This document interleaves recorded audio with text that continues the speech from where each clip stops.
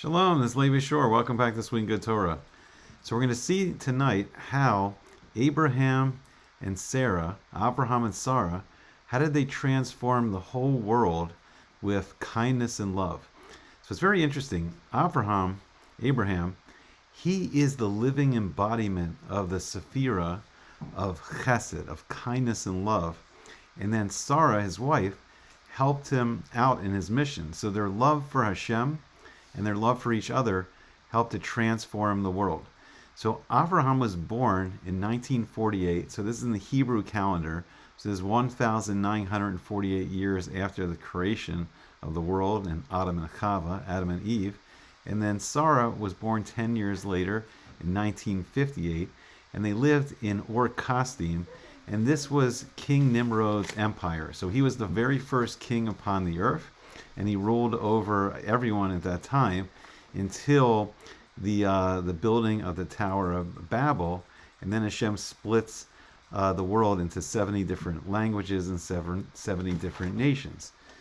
So we see in actually Parsha Noach, so it's in the book of Genesis, and it's chapter 11, verse 29, and it says, the Torah says, "Vayikach Avram v'Nachor lachem nashim." Shem Eshes Avram Sarai, V'Shem Eshes Nachor Milka, Bas Haran Avi Milka. So it's what it means is an Avram. So originally Abraham's name was Avram or Abram, I think they translate it, and Nachor his brother, and they took for themselves wives. And the name of Avram's wife was Sarai, and the name of Nachor's wife was Milka, the daughter of Haran, the father of Milcah, and the father of Yiscah. So it's interesting. So Abraham's father was named Terach, and he had three sons. So he had Abraham, he had Nachor, and he had Haran. So there are three brothers. So it says here that Rashi says, what's the name Yiscah mean? So Yiscah, it means to see. And Rashi tells us this is Sarah. This is Sarah. So it says, why was she called Yiscah? And Rashi gives us two meanings. He says, Al Shem Shesachsa Baruach HaKodesh. And this is very interesting. So Sarah was a great prophetess. And it means, in this case, Yiscah means that she could see. It means to see. And she saw with Ruach HaKodesh. She saw with divine inspiration. This is divine communication with Hashem. But it's on a slightly lower level than Nevuah, which is prophecy.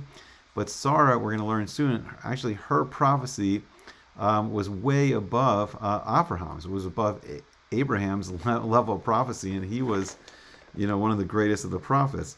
So it's pretty interesting. And then the other meaning, according to Rashi, is that it's V'shechakol sochin b'yafya, that she was very beautiful, and it says that all the others would gaze at her beauty. So this is from the Gemara Megillah, I think it's page 15. And it goes on in the Megillah, and it says, there were four exceptionally beautiful women, Sarah, Rachav, Avigail, and Esther. So it's interesting. So why, it seems very shallow. Like, okay, so they were, like it could have been models or, the most beautiful women in the world. So it's very different, the Teva, the way Hashem was running the world back then.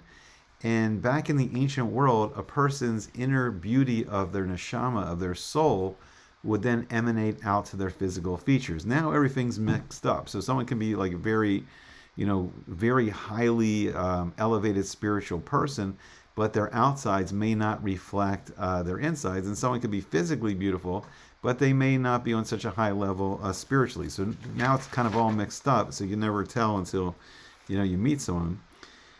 And then I got this very interesting off of Chabad.com, and they quote the Ben Ish Chai, and he says that when she grew into a young woman, she changed her name from Yiscah, which she used when she was a young girl, and she changed her name to Sarai. So Sarai means my princess, and she began to learn modesty, and she never allowed herself to be gazed upon. So now she wasn't out in public all the time, and she wore modest clothing. She went from Yiscah to Sarai, going from being seen by all to having the more private and elevated quality of royalty. Because if you think about it, like a king and a queen, the royal family, like they're in the big castle or a big mansion or, wherever the royalty is living. And the common people don't always see the royal family. So it's a very, it's a big privilege to be able to see royalty, and they're not out in public as much as the average person. So then they also quote the Sifsei Chachamim, who says that Sarah's level of prophecy was superior to Abraham. So I heard a very interesting shir today on Torah Anytime from Rabbi Yeshua Sova, and he was saying incredible things. He was saying that Sarah, her main strength was her emunah and bitachon, her belief and her trust in Hashem. And it was saying that Abraham himself, Abraham, was promised many things by Hashem, but it was never promised to Sarah. So even though Abraham was promised that he was, going to give birth, to many nations, and that he was going to, start the Jewish people, Sarah herself was not promised that it would be through her, which is very interesting. And she makes tremendous sacrifices. So when they go down to Egypt, she's captured by the Pharaoh, and then she's on such a high spiritual level. Hashem says to her, when you say strike, when you say Makkah, I will send a plague on the Egyptians. And I haven't seen a source on this, but I really have to believe that it's going to be that she said Makkah 10 times. And then we see later when the Jewish people were exiled into Egypt, we have the Asara, the Eser Makos, the 10 plagues. And this began, so we have this concept of Maisa Avos, the actions of the fathers, and the Makos, the mothers, is a siman labanim, is a sign for their children. So everything that happened in the lives of Avraham and Sarah happens to the Jewish people as a nation, and then happens to us all throughout Jewish history. So then in the year 2000, this is when Nimrod, Avraham started breaking. His father Terach was he sold idols, and he was like the royal idol maker. So he's very, very wealthy.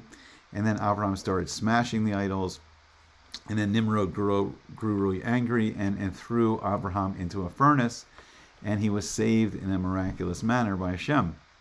So then they thought, oh, well, maybe Avraham just knows all kinds of magic and sorcery, and that's why he was saved. And I think his brother Haran was... He knew like the magical arts, and they said, "Oh, we'll throw Haran in." Now, Haran is very interesting. He was kind of on the fence. He was, if Abraham's miraculously saved, then I'll go with Abraham, or if Abraham chas v'shalom, if he's killed, then I'll go with Nimrod. So he's kind of in the middle, and he didn't merit to be miraculously saved. I mean, the Midrashim do seem to indicate that he was also on a high spiritual level, but he wasn't at the level of Abraham, and he was killed. So Haran, so he had Sarah, who was his daughter, and then Lot was his son. So they're brother and sister, and then Abraham's going to marry Sarah, and he's going to kind of like almost like adopt Lot as his son, even though he'll call him a brother, we'll see at some point. And then Lot becomes his student in the Torah. So then after Haran's killed, Terach realizes there's no future in Nimrod's empire anymore, and I believe they moved to an area called Aram Naharaim. So it could be probably around where Armenia is today, and I believe his descendants are the Armenians of I think it's Nahor. So that was the other brother. So then we see that after they were in this place called Haran, which is also I think sometimes referred to as Aram Naharaim, then Avraham and Sarah moved with Lot into what was Eretz Yisrael, the land of Israel, and at the time was called Eretz Canaan. And he moves to an area called Elone Mamre. It's the plains of Mamre, and Mamre was one of his students. And we're going to see that Avraham and Sarah, they started teaching Hashem's Torah, because Avraham miraculously he figured it out by just studying the Maisa Bereishis, studying the creation, studying the patterns of the stars and the planets, and studying like all the climate and the weather and just the animals, and just by studying the Teva, by studying nature and studying the heavens, Abraham was able somehow to expound out the whole Torah and all the mitzvahs. It was pretty miraculous. And then he was Vayikra b'Shem Hashem. He called out in the name of Hashem, and they started making many students when they were in the land of Israel. And then Sarah helped Abraham in his mission. So their great love for each other And Sarah just trusted, total amuna in Abraham. Another amazing thing I heard in this year was that Sarah lived in a level of Lamaila Minateba, beyond like nature. She was living just in a high spiritual state. So when Hashem sent the famine into Israel, I never heard this before, truly incredible. Sarah had such a muna, she was like, we don't need to move. Hashem, commanded us to move, to the land of Israel, and Hashem can take care of us here. Okay, it's a famine, but Hashem runs the world. So she didn't even necessarily want them to go down to Egypt, but when Avraham, decided to live more in the natural world, she followed him. She followed him every step, and she was his partner in elevating the world. The world was falling every generation. The world lost knowledge of Hashem, and they started worshiping Avodah Zarah. At first, it began by just worshiping the Malachim, the angels that Hashem had put in charge of different aspects of nature on earth and in the heavens. And then that started to degenerate. And then we get all the stories of like the Babylonian idols and the Persian idols and the Greek idols and the Roman idols. Okay, so then in 2021, this was the first major world war, and it was a war between 4 kings against 5 kings. So the 4 kings are connected to the 4 great empires in the history of the world. They're connected to Babylon, to Persia, to Greece, and to Rome. So the first king mentioned is Kedar Omer, and he's the king of Elam, he represents the Persian Empire. And what's interesting is when we see in the year 2000 of the Hebrew calendar, Nimrod is, the sole king, and he rules one mighty empire. And now we see that power is being shared by many kings. So Nimrod is not as powerful anymore. The second king mentioned is Tidal, and he's the king of Goyim, which means nations, and he is representative of the Roman Empire. So the Roman Empire ruled over many nations, and it would absorb the nations and would assimilate them into Rome.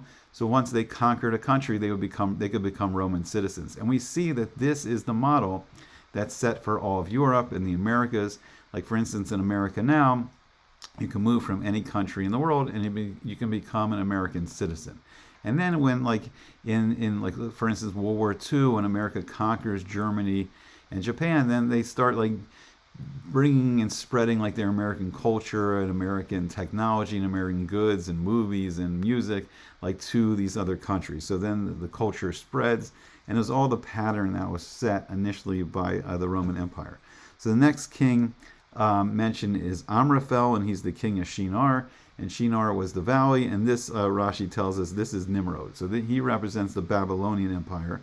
And then the 4th king is Arioch, and he is the king of Elasar, and this represents the Greek Empire.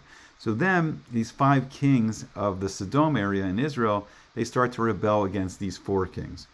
So at the time, this is around what's currently the Dead Sea in Israel, but at the time the water was fresh and not as salty as it is now, and it was a very rich area, very fertile, very rich agricultural area. And there was 5 major metropolitan cities, and they were very, very wealthy. And unfortunately, this led to them becoming very wicked. Sometimes if a person is a billionaire now and they're too wealthy, chas v'sham, they'll feel like they don't need Hashem, they don't need God. So the first of these 5 kings is Bera, the king of Sodom, and Rashi says he was Ra l'shamayim, he was evil to heaven, and he was Ra l'brios, and he was evil to people. The second of the 5 kings is Birsha, and he's the king of Amorah. I don't know why Amorah got translated to Gomorrah, but that's usually how, I don't know where the G came from, but it's usually translated as Gomorrah, but it's Amorah. And then Rashi says about him, he was Shenisala Baresha, that he moved himself up in wickedness, he became more and more evil. As some people elevate themselves spiritually and become more and more good, he was going the wrong direction. So the next king was Shinav, and he was the king of a city called Admah. And Rashi says that he was Sonei Aviv Shebashamayim. He hates his father in heaven, so he's rebelling against Hashem. The next king was Shem Aver, and he was the king at Sovoyim. And Rashi says that this was actually the name of a city. And then, he says he put on some kind of artificial limbs. It's very interesting. And then he could la'uf, and he could fly. So he made some kind of, mechanical or whatever it was, some kind of outfit that he could fly in. then velik pots. And it somehow he maybe jumped very high. I don't know what it was. It sounds very interesting. I have to look more into it. And then Rashi says he was Velimrod V'Hakadosh Baruch Hu. And unfortunately he rebelled against the Holy One, blessed is he. And the final of the 5 kings is Bela, and he's the king of Zoar. And here Rashi says that Bela is the name of the city. Okay, so now there's a war, and they're going to capture Lot. So we learn in Lech Lecha and Parsha Lech Lecha, so once again, it's the book of Genesis, it's chapter 14, verse 14, and it says, Vayishma Avraham ki nishba achiv, vayarek es chanichav, vayalide beso. So Shemina Asar ushalosh meyos vayirdov adan. So this is very interesting. So Avraham, he heard that his brother was taken captive. So technically Lot would be his brother-in-law, because he was Sarah's brother. And he armed his initiates, who had been born in his house, 313, and he chased until Dan. So this is the first we hear that Avraham and Sarah they had students. And here they're not called Talmidim, which is interesting. They're called initiates, and we'll see what Rashi says about that. But Avraham, he was teaching the men, and Sarah was teaching the women, and they brought people close to them by kindness and love. So it says that their tents were open on 4 sides. It's like Sarah had a tent, Abraham had a tent, and travelers could come from any direction, and they would invite them into amazing meals. And Sarah was like a great chef. And they would make tremendous meals, like to a very tired traveler, to have not only a hot meal, but a gourmet, the best of the best hot meal. And then Abraham would do something very interesting. He would come out with this exorbitant bill of realistically what the meal should cost, because it was the finest foods and it was expertly cooked. He said, I give it to you for free if you just thank Hashem. If you just make a bracha, a blessing, and thank Hashem, this can all be yours for free. So Rashi explains this very interesting pasuk. He says, Shechinek osam lemitzvot. So who are these chanichav? Who are these initiates? And Rashi says he initiated them into the mitzvot. So he's teaching them about the 613 mitzvot. And Rashi says, but Rabosenu Amru 318, at the number 318, Eliezer Levado Haya. And it says that the gematria of Eliezer's name, the numerical value of Eliezer's name, was 313. So it's a machlokas. Was there 318 students? Was it just Eliezer? And it could probably be both. So Eliezer became the Eved, the servant of Abraham, and he became his greatest student. And he was on such a high spiritual level. He's one of the few people that ever went into Gan Eden, the Garden of Eden, without dying. So he just transitioned from this world into the spiritual world where people die, but he never died. So he's one of those rare people that was on such a high level. Then it says that he was chasing the 4 kings that had kidnapped Lot, and he chased them until Dan. So why Dan? So Dan is later going to be one of the 12 tribes, and that tribe was on the northern end of Israel. It's the top of Israel. And what happened, Rashi says that Sham Tashas Kocho, that there his strength was weakened.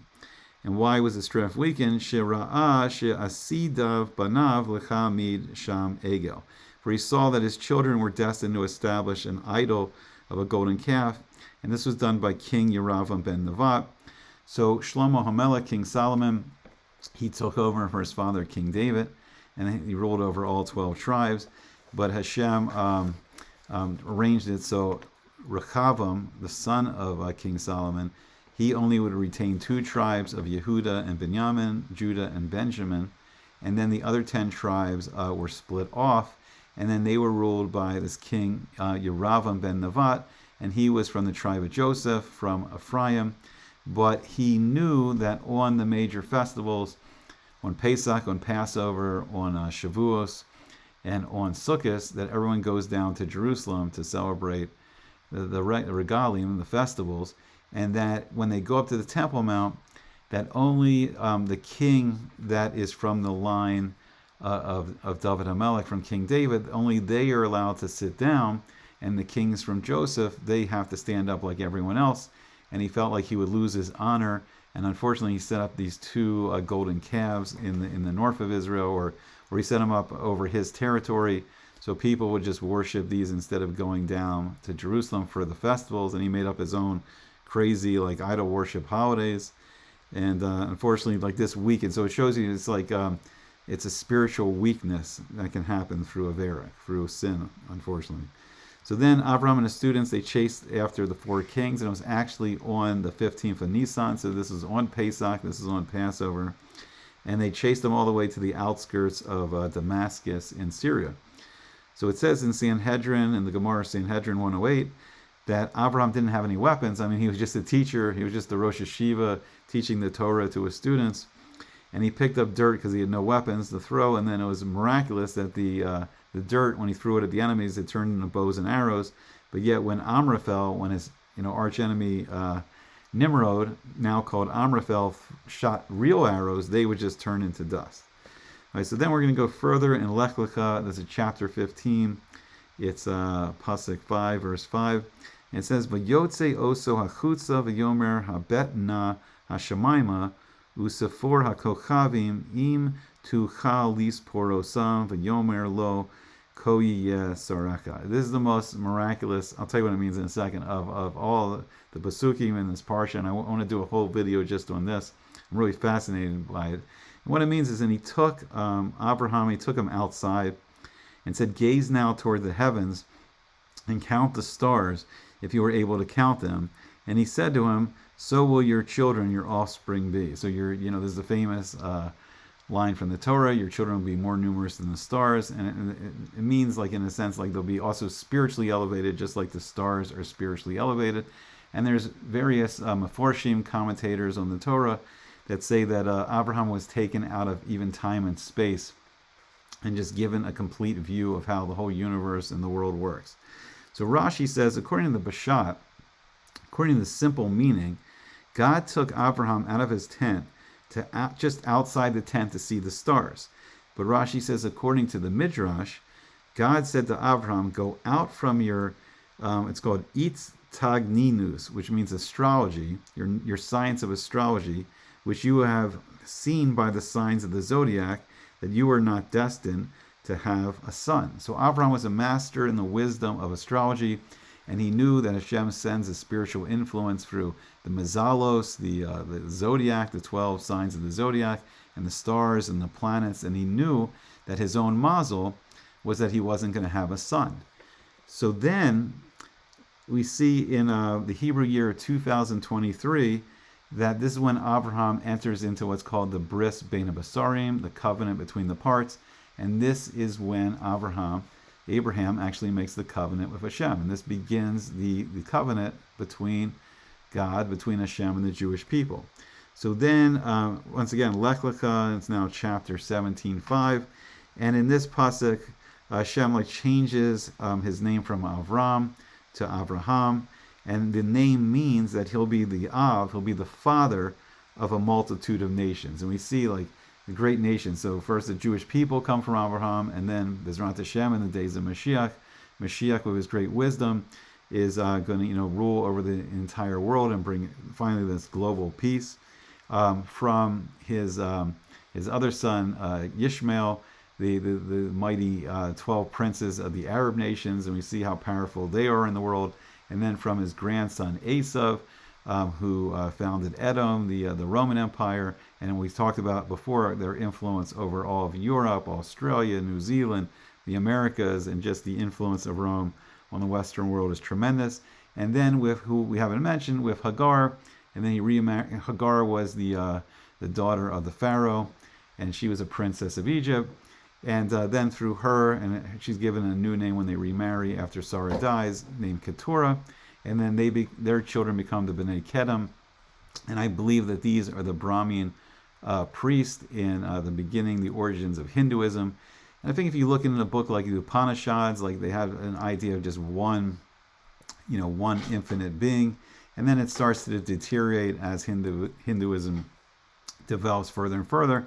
But it's very interesting because the names of the main gods are Brahma and Saraswati, and I believe this comes from the name Avram or Abram, and Sarah. And I mean Saraswati means Sarah the beautiful. which is Yiska. She was renowned for her beauty. So then in chapter 17, verse 15 to 16, now Hashem's also going to rename Sarah. And says, as for Sarai, your wife, do not call her name Sarai, which means my princess, but for Sarah is her name. Now she becomes the princess for the whole world. And any Gerim, any converts, the Ger Sedeks, the righteous converts, they are all attached to being the sons of Avraham and then their daughters of Sarah. Okay, so then Hashem says, I will bless her, and I will also give you a son through her. I will bless her, and she will give rise to nations. Kings of the nations will rise from her. So this is very the beginning, and there's so much more, but we see the amazing love between Avraham and Sarah, which we'll talk more about in this parsha and the parshas to come, and just their love of Hashem, their love of Hashem's Torah, and just doing kindness, great kindness, and spreading love and kindness throughout the world. They are able to start elevating the world spiritually, and it changes the whole course of the world, and they have such a major impact on world history. Okay, I hope you enjoyed it. Please leave your comments, like, share, subscribe, all the good stuff, and I hope to see you back again soon on Sweet and Good Torah.